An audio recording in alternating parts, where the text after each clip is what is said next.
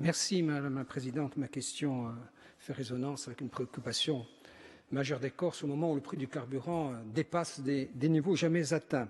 Donc la question émane de savoir et de donner l'illusion que nous pourrions agir sur le prix du baril, que de savoir ce que depuis cette maison nous pouvons faire. Car depuis que nous débattons, depuis plusieurs décennies, depuis que nous recevons des rapports de l'autorité de la concurrence, de la DGCCRF, de l'inspection générale des finances, nous ne savons pas comment se construit le prix depuis Fos jusqu'au distributeur final. Et c'est bien de cette question dont aujourd'hui il est utile que nous puissions débattre, en tout cas avoir des réponses.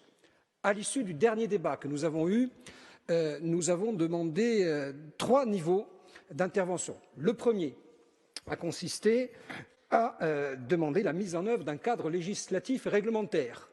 Première question, est-ce qu'on en est à lettre morte ou y a-t-il le début de commencement d'amorce de réponse sur ce sujet? Deuxièmement, au terme de l'article 5, nous avons saisi l'autorité de la concurrence sur un amendement que nous avions déposé. Nous avions demandé d'élargir le spectre d'études afin qu'on puisse précisément, depuis Fos jusqu'au distributeur final, avoir des éclairages sur ce sujet.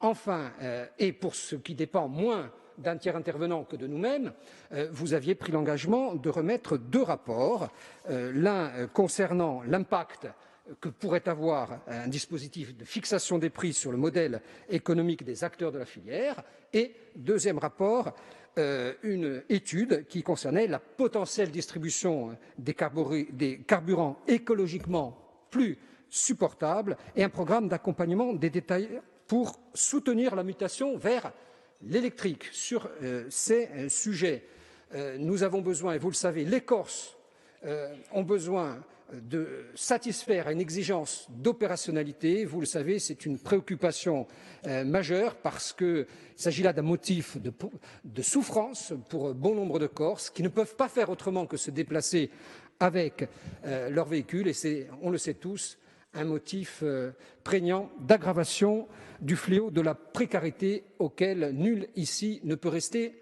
insensible. Je vous remercie.